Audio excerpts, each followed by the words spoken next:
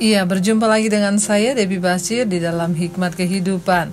Mengapa kita membutuhkan hikmat? Agar hidup kita semakin bijaksana dan kita terhindar dari berbagai malapetaka. Baik, kita akan lanjutkan pembacaan dari Amsal pasal yang ke-14. Hari ini ayat yang ke-12 ya. Amsal 14 ayat 12. Ada jalan yang disangka orang lurus tetapi ujungnya menuju maut. Saudara, dalam hidup kita ini ada banyak sekali jalan yang dibentangkan dan setiap hari kita harus memilih jalan mana yang akan kita lalui. Ya, saya selalu berkata ada jalan Tuhan, ada jalan kita, ada jalan setan. Ya, tapi jalan Tuhan adalah jalan yang terbaik bagi kita. Jalan kita sendiri pun belum tentu itu adalah jalan yang terbaik. Yang pasti yang terbaik hanyalah jalan Tuhan. Di sini firman ini berkata, saudara, ada jalan yang disangka orang lurus, tetapi ujungnya menuju maut.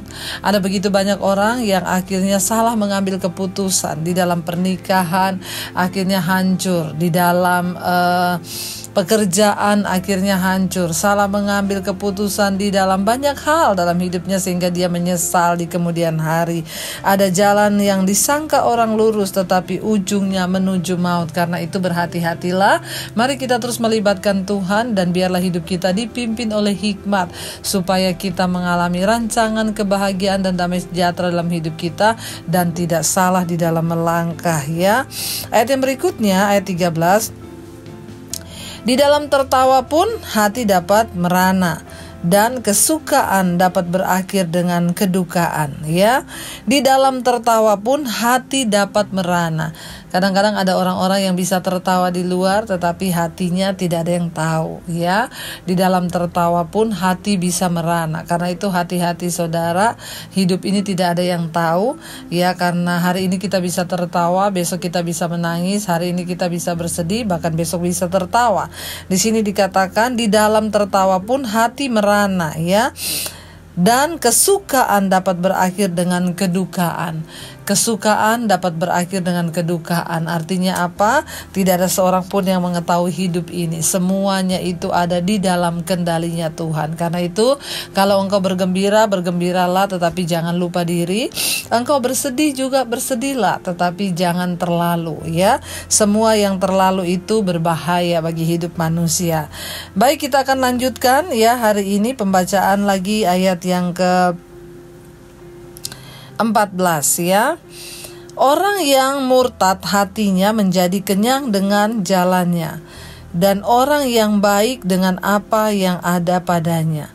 Orang yang murtad hatinya menjadi kenyang dengan jalannya, dan orang yang baik dengan apa yang ada padanya.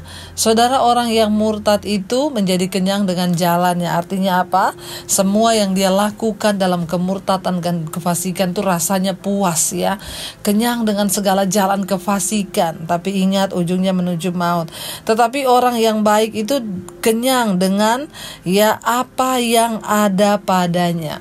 Orang baik bisa mengucap syukur, tidak terlalu memburu, menghalalkan segala cara seperti orang fasik tadi ya. Dia kenyang. Orang yang murtad hatinya itu kenyang dengan semua jalan-jalannya, padahal jalannya itu belum tentu benar, belum tentu itu jalan Tuhan. Tadi kita sudah baca ada jalan yang disangka orang lurus tapi ternyata ujungnya menuju kepada maut. Sebaliknya orang yang baik itu dia bersyukur dengan apa yang ada padanya. Ayat yang berikutnya, ayat 15. Orang yang tak berpengalaman percaya kepada setiap perkataan, tetapi orang yang bijak memperhatikan langkahnya.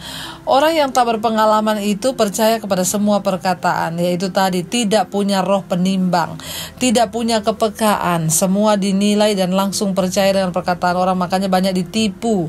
Ya, orang yang tidak berpengalaman itu banyak kena tipu karena tidak memiliki hikmat. Ya, tetapi orang yang bijak memperhatikan langkahnya. Tapi orang yang bijaksana bukan hanya percaya pada perkataan orang, tetapi dia memperhatikan langkah-langkah hidupnya. Saya percaya setiap orang yang memperhatikan langkah hidupnya pasti akan terhindar dari segala malapetaka. Kenapa? Karena kita memperhatikan langkah kita. Oh, kalau saya begini ini salah. Oh, kalau saya bikin begini ini pasti akan begini. Oh, kalau saya ambil keputusan ini pasti akibatnya begini. Orang yang bijak itu memperhatikan langkahnya, bukan hanya percaya pada perkataan orang. Ya.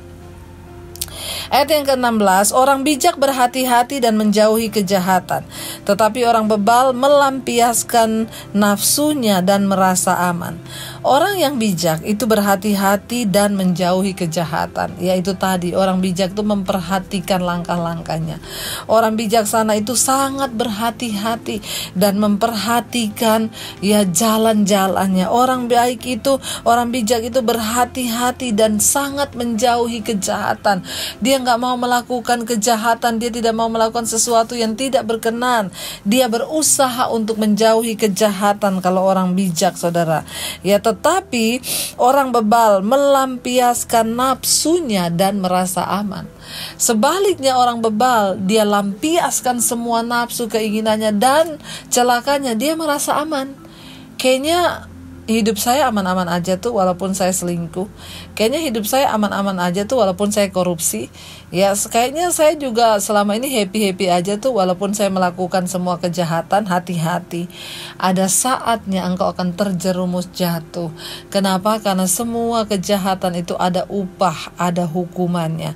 Sebaliknya, menjadi orang benar juga ada upahnya, ya. Jadi hati-hati orang yang bebal melampiaskan nafsunya dan merasa aman, berbahaya. Saudara yang masih merasa aman hidupmu hari-hari ini, bertobatlah dan perhatikan langkah-langkahmu. Ayat yang ke-17 berkata, siapa lekas naik darah berlaku bodoh, tapi orang yang bijaksana itu bersabar. Di mana-mana orang bijaksana itu sabar, tetapi orang yang marah itu, orang fasik itu berlaku bodoh.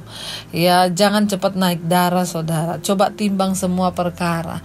Coba diselesaikan baik-baik. Ada orang-orang yang tidak bisa diajak duduk bersama membicarakan satu hal, marah, emosi, naik darah. Berarti engkau menunjukkan kebodohanmu.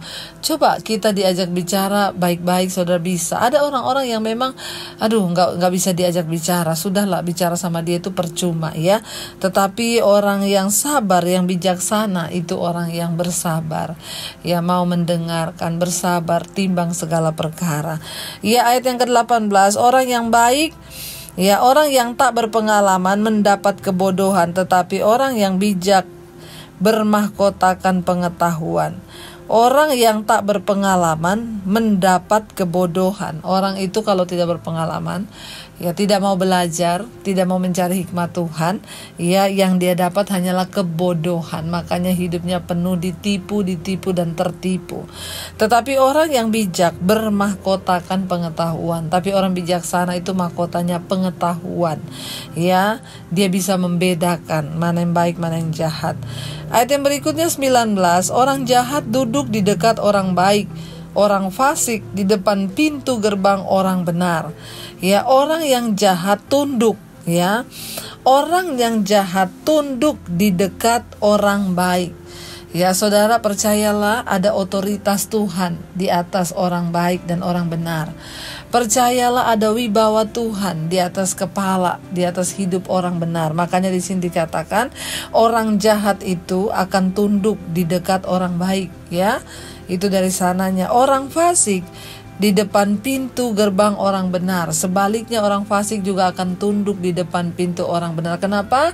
Karena kebaikan dan kebenaran itu hanya akan berbuahkan sesuatu yang baik nilainya. Karena itu, saudara, kejahatan tidak akan pernah bisa menang melawan kebaikan, Mari kita terus hidup dalam kebaikan. Ayat yang ke-20, juga oleh temannya orang miskin dibenci, tetapi sahabat orang kaya itu banyak, Temannya sendiri pun itu, kalau orangnya jadi miskin malas berteman, tetapi sahabat orang kaya itu banyak. Saudara, kitab Amsal tidak bermaksud mendiskreditkan, Kitab Amsal tidak bermaksud mengenyampingkan orang miskin atau menghina orang miskin, tidak.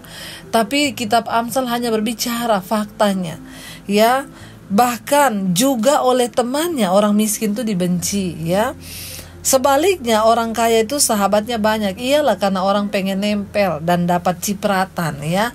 Tapi orang miskin, makanya saudara tadi saya sudah berkata ya di Amsal yang kemarin bahwa Tuhan itu tidak pernah mentakdirkan kita miskin ya. Miskin itu nasib kita lah yang membuat. Tetapi orang yang mau bertobat, mau menggali setiap potensi dan karunia yang ada dalam dirinya, tidak akan berkekurangan karena Tuhan memberkati niat dan kerajinan tangan orang yang mau berusaha ya. Siapa menghina sesamanya berbuat dosa, tetapi berbahagialah orang yang menaruh belas kasihan kepada orang yang menderita. Nah, saya kan tadi sudah berkata kitab Amsal tidak memojokkan orang miskin, tetapi itu kenyataannya yang dikatakan bahwa orang miskin itu temannya sedikit, bahkan temannya pun akan meninggalkan sahabatnya kalau dia miskin. Sebaliknya orang kaya punya banyak sahabat. Tetapi ayat berikutnya dikatakan di 21, siapa menghina sesamanya berbuat dosa. Kita nggak boleh menghina. Sekalipun orang itu miskin, kita anak Tuhan tidak boleh membeda-bedakan. Kita anak Tuhan justru dipanggil untuk menjadi berkat. Tidak boleh melihat miskin kaya. Kita harus sama-sama saling menghargai. Kenapa? Karena orang yang menghina sesamanya itu berbuat dosa. Tetapi berbahagialah orang yang menaruh belas kasihan kepada orang menderita. Sebaliknya kalau kita menaruh belas kasihan pada orang yang menderita, maka kita itu berbuat kebaikan. Kita berbuat kesetiaan ya, kita akan dikasihi oleh Tuhan. Ayat berikutnya ayat 22 ya. Tidak sesatkah orang yang merencanakan kejahatan, tetapi yang merencanakan hal yang baik memperoleh kasih dan setia. Ya, tidak sesatkah orang yang merencanakan kejahatan? Ya pasti sesat. Ya masa nggak sesat? Orang merencanakan kejahatan itu sesat saudara ya. Tetapi yang merancangkan hal yang baik memperoleh kasih dan setia. Tetapi jika kita ini membuat rencana yang baik, maka kita akan memperoleh kasih dan setia dari Tuhan dan juga sesama. Rancangkanlah kebaikan di dalam dirimu. Oh kalau saya diberkati, saya mau merancangkan, saya akan jadi berkat juga buat orang lain. Oh kalau saya diberkati, saya juga akan jadi orang yang suka menolong orang lain. Itu namanya engkau membuat rancangan kebaikan, maka engkau akan beroleh kasih dan setia. Sebaliknya orang yang merancangkan kejahatan itu adalah sesat di mata Tuhan. Ayat yang berikutnya, dalam tiap jerih payah ada keuntungan, tetapi kata-kata belaka mendatangkan kekurangan saja. Di dalam tiap upaya pasti mendatangkan keuntungan. Tadi yang sudah kita bahas, tidak ada orang miskin. Kalau engkau mau berupaya, kalau engkau mau melakukan sesuatu, pasti ada keuntungan. Ada. Mungkin itu tidak dinilai dari uang, tetapi pasti ada keuntungannya saudara. Orang yang mau berupaya, di dalam setiap jerih payah itu pasti mendatangkan keuntungan, kata firman Tuhan ini ya. Jadi saudara, mari kita berdoa supaya hidup kita ini sungguh-sungguh ya menjadi orang yang mau berjerih payah, orang yang mau mengembangkan setiap karunia dan talenta dalam hidup kita. Dalam tiap jerih payah itu ada keuntungan, ada. Mungkin belum sekarang kita meraihnya, mungkin nanti dia akan datang. Tapi orang yang setia berjerih payah pasti akan menerima keuntungan. Tetapi kata-kata belaka mendatangkan kekurangan saja. Banyak orang itu cuma berkata tapi tidak bertindak.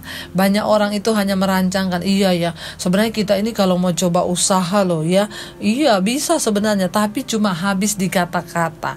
Ya kalau orang sekarang bilang omdo, omong doang ya. NATO, not action, talk only. Tidak ada action tapi cuma bicara doang ya, mendatangkan kekurangan. Tapi orang yang mau berusaha pasti akan mendapatkan keuntungan. Saudara, sampai di sini dulu kita percaya bahwa kitab Amsal memberikan banyak pemahaman baru bagi setiap kita sehingga kita semakin menjadi orang bijaksana dan kita terhindar dari malapetaka. Tetaplah menjadi orang bijak, tetaplah hidup dipimpin oleh hikmat karena engkau akan melihat Tuhan menyertai, membuat hidupmu menjadi berbeda. Mari kita berdoa.